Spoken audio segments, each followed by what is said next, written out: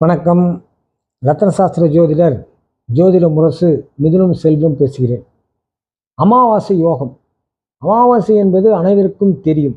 ஆனால் ஜோதிட சாஸ்திரத்தில் அதில் உள்ள சூட்சும யோகத்தை பற்றி சொல்லப்பட்டுள்ளது.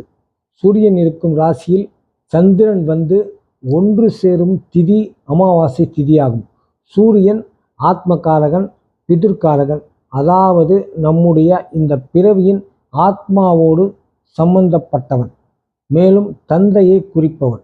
சந்திரன் மனோகாரகன், மாத்ருகாரகன், அதாவது நம் மனதை ஆளக்கூடிய கிரகம், மேலும் தாயை குறிப்பவன்.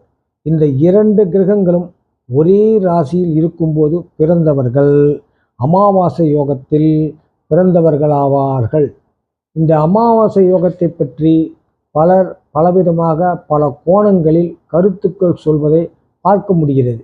இருந்தாலும் அனுபவ ஜோதிடம் ஆய்வுகள் மூலம் இது மிகச் சிறப்பான யோகமாக செயல்படுகிறது. சாதாரணமாக நல்ல யோக அம்சங்களை தந்தாலும் சில லக்னங்களுக்கு இந்த சேர்க்கை மிக பிரபல ராஜயோகத்தை கொடுத்து வருகிறது. குறிப்பாக இந்த யோகத்தில் பிறந்தவர்கள் மிகுந்த திறமை மிக்கவர்களாகவும் சாமர்த்தியமாக செயல்படக்கூடியவர்களாகவும் இருப்பார்கள். காட்சிக்கு வெளிப்படையாக தன்மையாக தெரிந்தாலும் இவர்கள் கபட வேடதாரிகள் என்று எடுத்துக்கொள்ளலாம். எதை சொல்வதாக இருந்தாலும் சொல்வதொன்று செய்வதொன்றாக இருப்பார்கள். சொல்வதை செல்வார்கள், மறைப்பதை மறைப்பார்கள். காரியம் ஆக வேண்டும் என்றால் எந்த நிலைக்கும் இறங்கி போவார்கள்.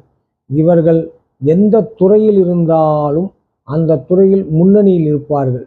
கலைத்துறை, இசைத்துறை, எழுத்து, பேச்சு, அரசியல், கவித்துவம், பெரிய கலா ரசிகர்களாக இருப்பார்கள். அகடவகடமாக பேசுபவர்கள் என பல முகங்கள் இவர்களுக்கு இருக்கும். இவர்களின் குணாதிசயங்கள், செயல்பாடுகளை கணிப்பது மிகவும் கடினம். நிழலான காரியங்களை செய்வதில் தந்திரம் மிக்கவர்களாக இருப்பார்கள். பொதுவாக அமாவாசை யோகம் என்பது ஒரு சிறப்பான யோகம். அது ஒரு மனிதரை உச்ச உயர்நிலைக்கு கொண்டு செல்லும் என்பதில் எந்தவிதமான சந்தேகமும் இல்லை. அவரவர்களுடைய கர்மவினை ஜாதக பலம் ஒன்றும் உள்ளது. அதையும் நாம் சீர்தூக்கி பார்ப்பது அவசியம். நன்றி, வணக்கம். மிதுனம் செல்வம்.